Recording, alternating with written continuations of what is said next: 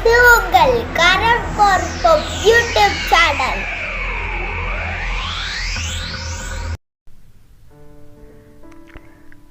அசலும் போலியும். Sofia. கடந்த வாரம் தொலைக்காட்சியில் செய்திகள் பார்த்தபடி என் மகளுடன் அமர்ந்திருந்தேன். சட்டென ஒரு செய்தி என் கவனத்தை ஈர்த்தது. கள்ளக்காதலால் பெண் தன் 1.5 வயது குழந்தைக்கு உடல் முழுவதும் சூடு போட்டதாக கணவன் காவல்துறையில் புகார் என்ற செய்திதான் அது. பார்த்ததும் பகீர் என்றிருந்தது. ஆனாலும் எனக்குள் சில கேள்விகள் உதிக்கத் துவங்கியதன் விளைவே இந்த கட்டுரை. காதல், அது பிரபஞ்சத்தின் சுவாசம், உயிர்களின் தேடல் என்றெல்லாம் காதலை கலைத்திட்டம் போட்டு கவிகள் தம் மொழி வழி பிரகடனம் செய்து வரும் வேளையில் காதல் எங்கு கள்ளக்காதலாய் மாறிப்போனது? காதல் என்றால் அன்பு என்று கற்றுத்தரும் ஆசான்களே, அன்பில் போலி உண்டோ? காதல் என்றால் அன்பென்று கூறிக்கொள்ளும் நாம் அதனோடு காமத்தை இணைத்ததை ஏனோ மறைத்து கூற முற்படுகிறோம்.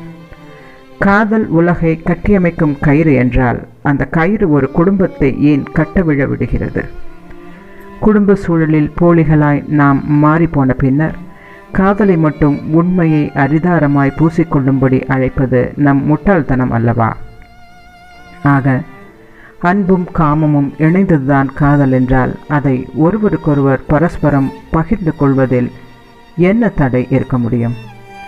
அன்பு அனைத்தையும் மாற்ற வல்லது எனில் கோபங்களையும் குறைகளையும் அது மறக்க வைக்கும் வஸ்துவாக மாறாதோ? பின் குடும்பங்களில் ஏது போர்? அன்பால் நாடுகளையே இணைக்க முடியும் என்றால் காதல் கண் சிமிட்டும் வேளையில் எதையும் மாற்றி புது அன்பு அரணை ஏற்படுத்திடலாமே.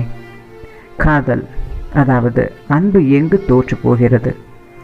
இதை பற்றி ஒரு பெண்ணாக நான் விமர்சிப்பது என் கடமை, உரிமை என நம்புகிறேன்.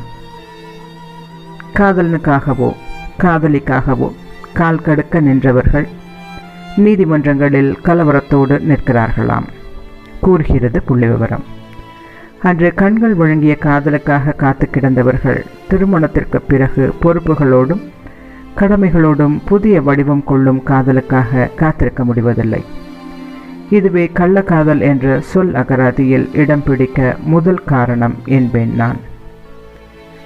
அருகிருக்கும் கலாக்காயை விட தொலைவில் இருக்கும் பல்லாக்காயின் மீது நமக்கு ஈர்ப்பு எப்போதுமே உண்டு. அதுபோலத்தான் மனைவியோ கணவனோ காதலனாகவோ காதலியாகவோ இருந்தவரை காணப்பட்ட ஈர்ப்பு, நாம் அளித்த முக்கியத்துவம் எல்லாம் கணவன் மனைவி என்று ஆன பிறகு மெல்ல குறையத் தொடங்குகின்றது.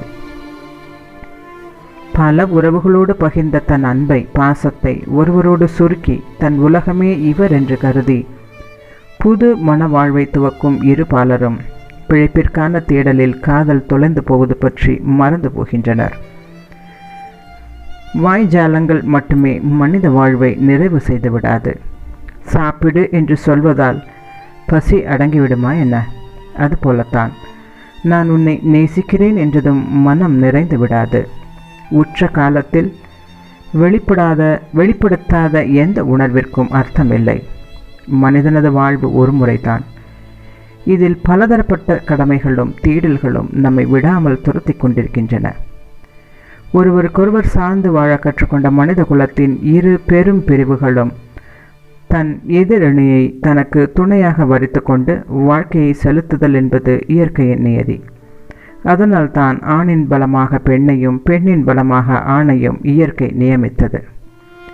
இயற்கையின் இத்தகைய விதியை மறுதலித்து காலத்தோடு போராடியபடி அன்பையும் காதலையும் பகிர மறந்து பணத்தோடும் புகழோடும் குடும்பம் நடத்த ஓடிக்கொண்டிருக்கிற ஒரு தரப்பினர் தனது இணைக்கு தந்து விட்டதென்னவோ தனிமை, மன அழுத்தம், போராட்டம், வெறுமை இவைகள்தான். இத்தகைய மனச்சிக்கல்களை எதிர்கொள்ளும் ஆணோ பெண்ணோ தன்னை நோக்கி வரும் ஆறுதலை ஏற்கவே விரும்புகிறார்கள். ஆறுதலாய் கிடைக்கும் அன்பு அழும் மனங்களை மெல்ல அசைக்கிறது. அன்பின் அளவு, ஆறுதலின் நெருக்கம் அதிகரிக்கும் போது நட்போடு காமம் கலக்க மீண்டும் காதல் பிறக்கிறது. காதல் ஒரு முறைக்கு மேல் எவர் மீதும் மலராது என்று வசனம் பேச வாழ்க்கை சினிமா அல்லவே? அப்படியெனில் உலகில் எந்த உயிரும் நிம்மதியின்றி சாவின் விளிம்பில் நிற்பதே இயல்பாகி போயிருக்கும். நட்பாகவோ காதலாகவோ பரிணமிக்கிற இது போன்ற நிகழ்வுகள் குடும்பம் என்ற பாரம்பரிய அமைப்பின் மீதான தாக்குதலாய் பார்க்கப்படுகிறது. இது அன்பின் அதீதம், இயலாமையின் இலக்கணமாக கூட இருக்கலாம். எதுவாகினும் அது போன்ற உறவுகளை இச்சமுதாயம் என்றும் ஏற்றுக்கொள்ளாது. கள்ளக்காதல் என்ற பதத்தால் பாதை புதிது தெரிவோரை பதம் பார்க்கவே முயலும். இதற்கெல்லாம் தீர்வாக எதிர்பார்ப்புகள் இல்லாமல் வாழ்ந்தால் பிரச்சனையே இல்லை என்கிறார்கள் சில அறிவுஜீவிகள். எதிர்பார்ப்புகள் இல்லாமல் விட்டு கொடுத்து நம் வாழ்வை பிறர் வாழ ஒப்பு கொடுத்து ஜடமாய் நாம் வாழ்ந்து என்ன பயன்? அப்படியானால் தீர்வுதான் என்ன? வெறும் ஹார்மோன்களின் தூண்டல்களை காதல் என்று புரிந்து கொள்கிற மனதுதான் இந்த பிரச்சனைகளுக்கெல்லாம் ஆதி மூலம். இதே போலி புரிதலோடு குடும்பம் என்கிற அகண்ட நிலத்தில் கால் வைக்கும் எவரும் இத்தகைய எதிர்வினைகளை சந்தித்தே ஆக வேண்டும். காதலில் இணைதலில் இருக்கிற சுதந்திரமும் ஏற்பும் விலகலிலும் இருத்தல் அவசியம். அதற்கு முதலில் காதல், கற்பு, தாலி, குடும்பம் போன்றவையெல்லாம் புனிதம் என்கிற நம் மனநிலை மாற வேண்டும். இதன் வழி கள்ளக்காதல்களால் குற்றங்களே நிகழவில்லை என்பது என் கூற்று அன்று. உரியவர் தம் காதலை தந்துவிட்டால் கள்ளக்காதல் என்ற சொல் நிரந்தரமாய் ஒழியும். தர இயலாதவர்தாம் சாகும் வரை இதுபோல் குற்றம் பேசியே மடிவர். திருமணங்கள் சொர்க்கத்தில் நிச்சயிக்கப்படுகின்றன என்கிறார்கள். ஆனால் அவை சொர்க்கமாக அமைகிறதா என்பது வினாக்குறி. காதல் போலியாகும்போது மீண்டும் பிறக்கும் காதல் எப்படி கள்ளக்காதலாகும்? உங்கள் மனதையும் சற்று பேசவிடுங்கள். அது சொல்லட்டும் உங்கள் காதலின் அசல் மற்றும் போலி பட்டியல்களை. சப்ஸ்கிரைப் பண்ணுங்க, லைக் பண்ணுங்க, ஷேர் பண்ணுங்க, கமெண்ட் பண்ணுங்க.